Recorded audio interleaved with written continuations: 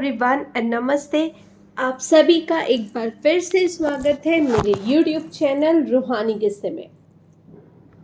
आप सभी के एंटरटेनमेंट के लिए एक और कहानी लेकर आ गई हूँ मैं। और जो आज की कहानी है ना, वो काफ़ी ज़्यादा सस्पेंस और आप लोगों को इंटरेस्टिंग लगने वाली है। ये कहानी है चंदनपुर गांव की। एक ऐसा गांव जो देखने में तो बिल्कुल आम है, हरियाली, खेत और शांत लोग। लेकिन इस गांव के लोग रात होते ही एक अजीब सी घबराहट में अपने दरवाजे बंद कर लेते हैं। गांव के किनारे पर खड़ी उस पुरानी हवेली का खौफ उनके चेहरे पर साफ देखा जा सकता है। सुना है उस हवेली में एक तांत्रिक की आत्मा कैद है, एक ऐसी आत्मा जो अपनी असीम हवस और प्यास के लिए किसी भी हद तक जा सकती है। उस तांत्रिक ने अपनी साधनाओं के लिए कई मासूमों को कुर्बान किया था। कहते हैं जो भी उसकी हवेली में गया वह कभी वापस नहीं लौटा।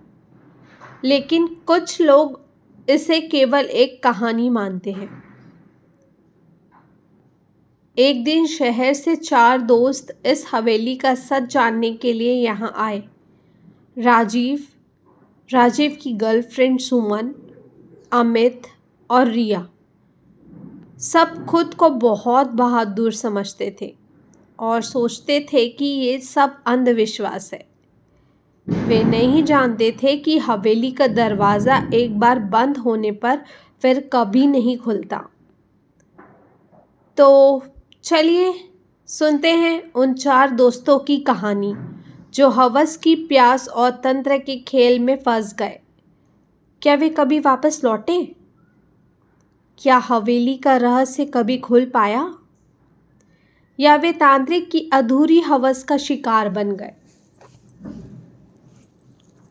मगर कहानी शुरू करने के पहले मैं आप सभी का दिल से शुक्रिया कहना चाहती हूँ जिन्होंने मेरे चैनल को सब्सक्राइब किया, कमेंट में अपने वैल्यूएबल सजेशंस और मोटिवेशन शेयर किए। आप सभी का प्यार मुझे और ऐसी कहानियाँ लाने का हौसला देता है। और जो लोग मेरे चैनल पर आज पहली बार आए हैं, उन सभी से मेरी गुजारिश है कि इस कहानी को पूरा सुनिए, मेरे चैनल को सब्सक्राइब करें और कमेंट बॉक्स पे अपने वैल्यूएबल सजेशंस मुझसे शेयर करें। सब्सक्राइब करने के लिए मेरे चैनल के नाम के नीचे जो सब्सक्राइब बटन है उसे क्लिक करें और साथ ही साथ बेल नोटिफिकेशन भी ऑन करना ना भूलें, ताकि आप लोगों को जब भी मेरे चैनल पर कोई भी स्टोरी पोस्ट हो तो उसका नोटिफिकेशन पहले ही मिल जाए। तो चलिए आज की कहानी शुरू करते हैं। चंदनपुर गांव की खूबसूरती एक तरफ थी, लेकिन दूसरी तरफ एक खौफनाक रहस्य भी छुपा था। गांव की सीमा पर एक पुरानी हवेली खड़ी थी जो काले जादू और अंधेरे रहस्यों से लिपटी हुई थी। कहते हैं एक समय पर इस हवेली में एक ताकतवर तांत्रिक रहता था। उसके पास अमर होने का जुनून और ताकतवर बनने का हवस था। उसने अपनी भूख मिटाने के लिए गांव की कई मासूम औरतों को अपने जादू के चुंगल में फंसा लिया था। उसकी तंत्र साधनाओं में उन औरतों की कुर्बानी चढ़ाई गई थी। तांत्रिक के मरने के बाद भी उसकी हवस की कहानी हवा में तैरती रही। लोग कहते थे कि उसकी आत्मा अब भी उस हवेली में भटक रही है, अपनी अधूरी प्यास के साथ। शहर के 4 दोस्त का एक ग्रुप गांव में घूमने आया था। ये राजीव, उसकी गर्लफ्रेंड सुमन, उसका जिगरी दोस्त अमित और उसकी बहन रिया। इन्हें डरावनी कहानियों में बहुत दिलचस्पी थी और जब गांव वालों ने उन्हें हवेली की कहानी सुनाई तो उनके रोमांच का कोई ठिकाना नहीं रहा। गांव वालों ने उन्हें वहां जाने से मना किया, लेकिन दोस्तों ने ठान लिया कि वे खुद उस रहस्य का सामना करेंगे। रात के 12 बजे अंधेरे और ठंडी हवा के बीच चारों ने हवेली की ओर कदम बढ़ाए। हवेली के दरवाजे पर अजीब सी धूल जमी थी और पुरानी लकड़ी के दरवाजे पर अजीब निशान थे, जैसे किसी ने अपने नाखूनों से खरोंचते हुए दरवाजे को पकड़ रखा हो। राजीव ने मजाक में कहा, तो तांत्रिक साहब, स्वागत नहीं करोगे? जैसे ही चारों अंदर गए, दरवाज़ा अपने आप जोर से बंद हो गया। चारों एक दूसरे की ओर चौंक कर देखने लगे, लेकिन अपनी बहादुरी दिखाने के लिए उन्होंने हंसी में टाल दिया। हवेली के अंदर गहरा सन्नाटा और ठंडक थी। दीवारों पर धुंधले खून के निशान थे, मानो किसी ने अपने नाखूनों से उन्हें खरोंचते हुए छोड़े हो। राजीव ने फुसफुसाते हुए कहा, देखो, ये सब सिर्फ पुराने समय की कहानियां हैं, डरने की जरूरत नहीं। तभी एक कमरे के कोने में सुमन को किसी के हंसने की आवाज सुनाई दी। यह हंसी बेहद भयानक और खौफनाक थी, जो उनके रोंगटे खड़े कर देने के लिए काफी थी। अमित ने हिम्मत करके उस कमरे की ओर देखा। वहां एक पुरानी खटिया थी, जिसके पास ही एक पेंटिंग टंगी थी। यह पेंटिंग किसी बूढ़े आदमी की थी। उसकी आंखों में एक क्रूर चमक थी। उसकी मुस्कान में एक अजीब हवस थी, मानो वह उन्हें देख रहा हो। ये तो बस एक पेंटिंग है, डरने की ज़रूरत नहीं, राजीव ने खुद को संभालते हुए कहा। लेकिन जैसे ही सुमन ने पेंटिंग को छूने के लिए हाथ बढ़ाया, वह बूढ़ा आदमी तस्वीर से मुस्कुराने लगा। उसके होंठ हिले और एक डरावनी आवाज़ में उसने कहा, तुम लोग मुझे ढूंढते हुए आए हो। अब मेरी हवस का शिकार बनने से नहीं बच पाओगे। तभी हवेली की दीवारों से अजीब सी काली धुंध उठने लगी और कमरे की फर्श पर एक तांत्रिक मंडल उभर आया। चारों जैसे इस मंडल के अंदर कैद हो गए। उस धुंध में धीरे धीरे तांत्रिक की परछाई उभरने लगी।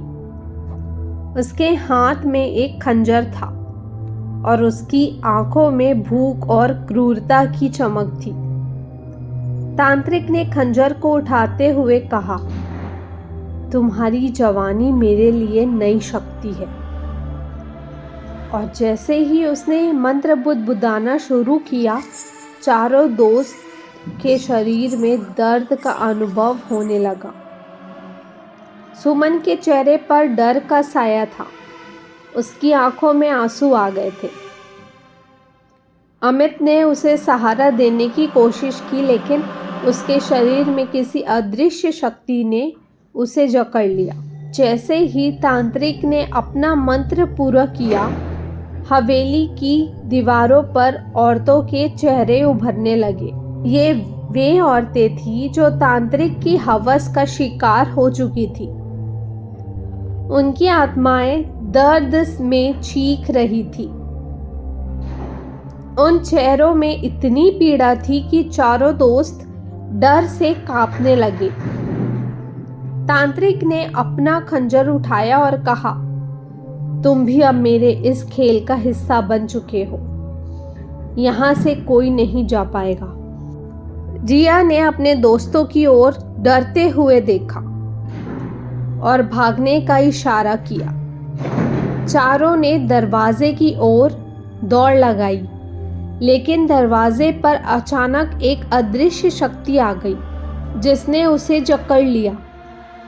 उसी वक्त तांत्रिक की आवाज़ गूंज उठी, मेरे जाल में फंसे लोग आसानी से नहीं बचते।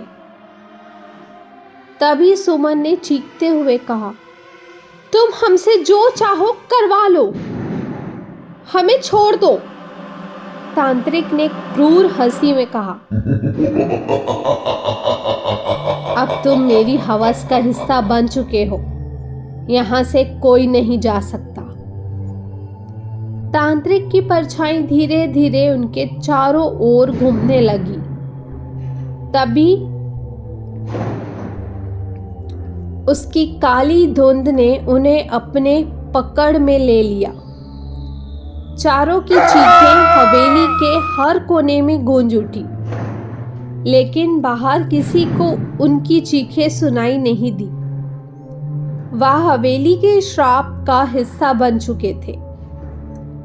अगले दिन गांव के लोग चुपचाप हवेली की ओर देख रहे थे। उन्होंने हवेली से उठती हुई काली धुंध देखी और सुनाई दी धीमी धीमी चीखें, लेकिन कोई भी उस दरवाजे की ओर नहीं बढ़ा।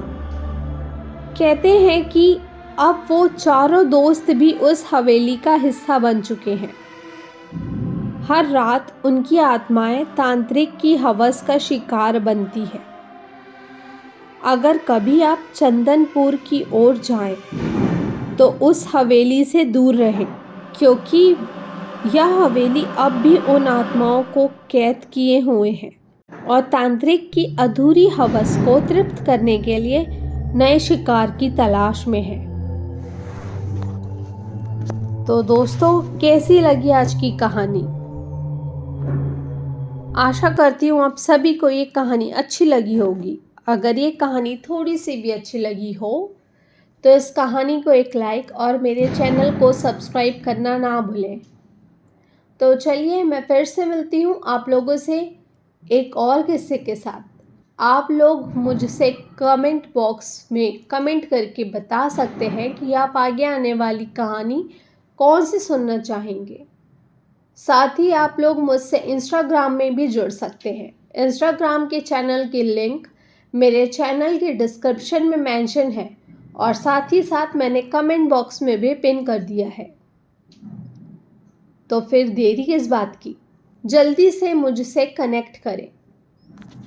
तो चलिए, कल फिर से मिलती हूँ आप सभी के सामने एक और किस्सा लेके। तब तक के लिए bye bye, take care and thank you for watching.